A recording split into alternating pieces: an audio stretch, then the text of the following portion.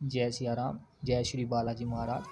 महाकाली साधना, जिसको करने के लिए साधक का हठी होना बेहद ज़रूरी है, क्योंकि आपने सुना भी होगा और देखा भी होगा, अगर एक बच्चा माँ से किसी बात को लेकर ज़िद करता है तो माँ को उसकी वह इच्छा पूरी करनी ही पड़ती है।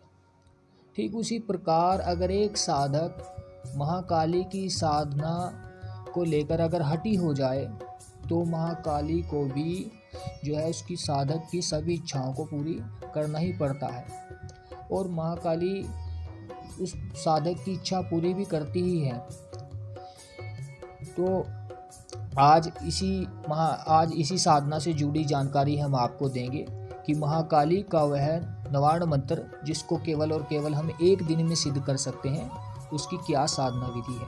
उससे पहले जो साधक नए हैं वो हमारे चैनल को सब्सक्राइब कर दें, क्योंकि हमारे चैनल पर ऐसी आध्यात्मिक और भक्ति साधना से जुड़ी भिन्न भिन्न प्रकार की जानकारियाँ दी जाती हैं। माँ काली के वैसे तो कई मंत्र हैं, लेकिन आज हम उन्हीं मंत्रों में से एक निवारण मंत्र साधना, जो कि बहुत शक्तिशाली और बड़ी तेज़ी से काम करने वाली मंत्र साधना विधि है। पर इसमें एक ज़रूरी बात साधक को ध्यान रखनी पड़ेगी कि साधना में आपके मन में किसी भी प्रकार का कोई भय नहीं होना चाहिए, क्योंकि माँ काली साधना को लेकर कई साधकों के मन में बुरे अनुभवों को लेकर भय बना रहता है, जो कि पूर्णतः सच नहीं है। माँ काली की साधना में कोई ऐसी बुरी अनुभूतियाँ नहीं होती, इसलिए माँ काली की साधना को आप अप्रत्यक्ष सिद्धि के रूप में आप सिद्ध कर सकते हैं। जैसे अपनी मनोकामना पूर्ति या कोई जो आपका बिगड़ा काम हो उसे बनाने के लिए, या फिर आपका कोई काम जो बिगड़ते बिगड़ते बन रहा हो उन्हें संवारने के लिए आप इस सिद्धि का प्रयोग कर सकते हैं। तो ये सिद्धि और जो है इसको पुरुष या महिला दोनों कर सकते हैं और अपने घर में बड़ी आसानी से कर सकते हैं। इसमें कोई दिक्कत परेशानी साधक को या साधिका को नहीं आएगी। तो माँ काली साधना में आपने सबसे पहले पीली सरसों आधा किलो से ज़्यादा ही हो और 250 ग्राम से ज़्यादा काली मिर्च। अगर किसी साधक के पास इतना पर्याप्त मात्रा में ना हो तो आप 108 दाने ही सरसों के लें और 108 दाने ही आप काली मिर्च के लें। लेकिन जो विशेष ध्यान रखना है, आपने दोनों सामग्रियां शुद्ध होनी चाहिए। और उसके पश्चात आपने एक लाल आसन का प्रयोग करना है और माँ काली की तस्वीर को सामने किसी एक चौकी पर रखकर किसी स्वच्छ कमरे में, या फिर कोई पुराना मंदिर हो जो बहुत ही पुराना हो, आप वहां जाकर भी ये साधना शुरू कर सकते हैं।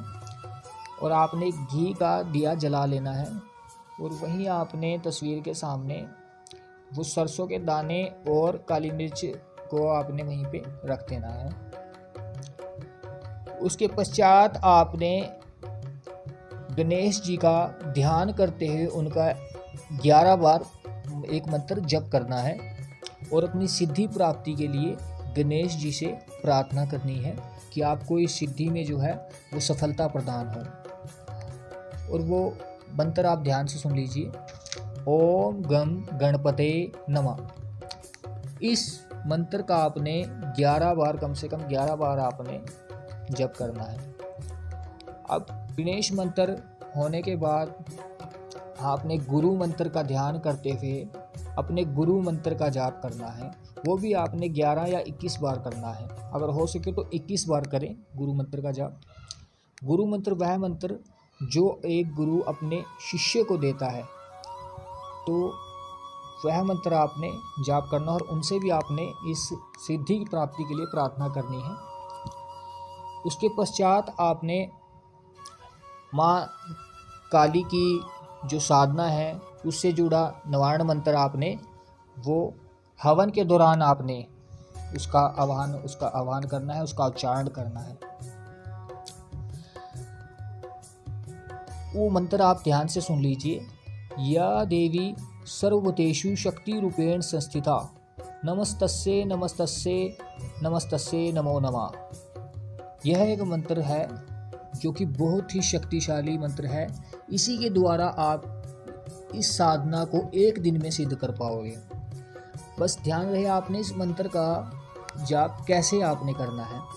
आपने एक हवन का सामग्री लेकर हवन कुंड में आपने आम की लकड़ी से कपूर को जलाकर उसमें अग्नि को प्रज्वलित करना है।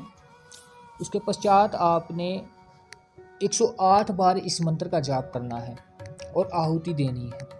आहुति आपने एक मंत्र होने के बाद ऐसा नहीं करना है कि एक मंत्र आपने जप लिया उसके बाद आपने आहुति दी, ऐसा नहीं करना है। आपने आहुति को जो है वो देते ही रहना है। आपने आहुति को भी इस प्रकार देना है कि धीरे नहीं, बड़े ही जोर से, जैसे एक तांत्रिक हवन करता है बड़े ही जोर जोर से, तो ऐसे आपने इस हवन को करते रहना है जब तक 108 मंत्र का जाप आपका ना हो जाए।